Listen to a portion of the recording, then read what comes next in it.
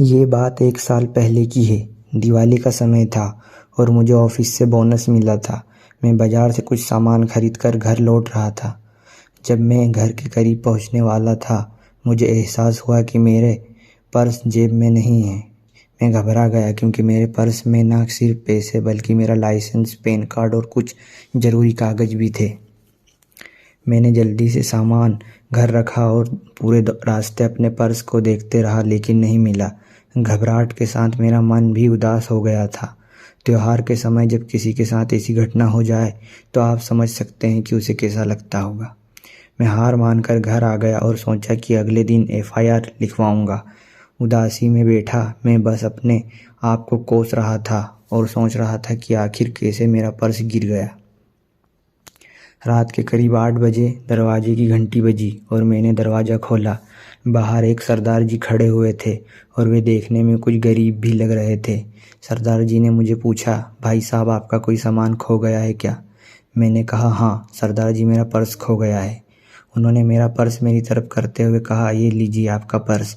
शाम को जब मैं अपने घर जा रहा था तो सड़क के किनारे झाड़ियों के पास पड़ा मिला था।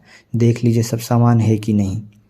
मैंने पर्स देखा तो पाया उसमें पैसे और सब कागज़ सही सलामत थे।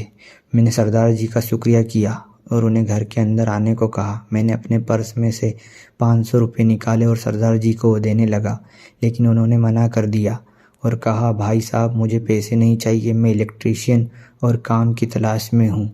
अगर आप मुझे कहीं काम दिलवा दें तो बड़ी मेहरबानी होगी। मैं समझ गया कि सरदार जी मुझसे बिना काम के कभी पैसे नहीं लेंगे। मैंने सरदार जी को कहा कि 2 दिन तक इंतज़ार करें, अगर कोई काम हुआ तो उन्हें बताऊंगा। मैंने सरदार जी को मोबाइल नंबर लिया और फिर कुछ देर बैठने के बाद वे घर से चले गए।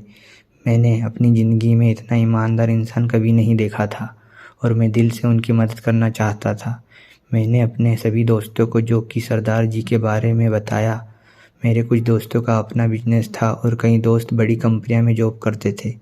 एक दिन बाद में मेरे एक दोस्त ने मुझे फ़ोन करके बताया कि उसकी फैक्ट्री में इलेक्ट्रीशियन का पद खाली है और वो काम करीब 4 साल तक चलेगा और इलेक्ट्रीशियन को 20,000 रुपये प्रति महीना तनख्वाह भी मिलेगी। बस फिर क्या था, मैंने सरदार जी को फ़ोन लगाया और अपने दोस्त की फैक्ट्री का पता दे दिया। उसी दिन शाम को सरदार जी मेरे घर आए और कहा, भाई साहब मैं सोच रहा था कि इस दिवाली को अपने बेटे के लिए मीठे और पटाखे कैसे खरीदूंगा, लेकिन आपने मेरी दिवाली खुशियों से भर दी। मैं आपका शुक्रिया कैसे करूं? सरदार जी बहुत खुश लग रहे थे और उन्हें देखकर मैं भी बहुत खुश था। मैंने उन्हें कहा, सरदार जी ये तो आपके कर्मों का फल है। आपने मेरा पर्स लौटाकर मुझे निराश नहीं होने दिया, तो मैंने आपको निराश कैसे होने देता? और मैंने तो सिर्फ छोटी सी कोशिश ही की थी। आपको नौकरी तो आपके हुनर की वजह से मिली है। उस दिन मुझे एहसास हुआ कि ज़िंदगी में किसी की मदद करने से जो खुशी मिलती है वो किसी और में कभी नहीं मिल सकती। दोस्तों, आप भी हमेशा किसी न किसी की मदद करने की कोशिश ज़रूर करें। आपको जो खुशी और सुकून मिलेगा वो निःशब्द है। हमारे सभी पाठकों को दिवाली की हार्दिक शुभकामनाएं।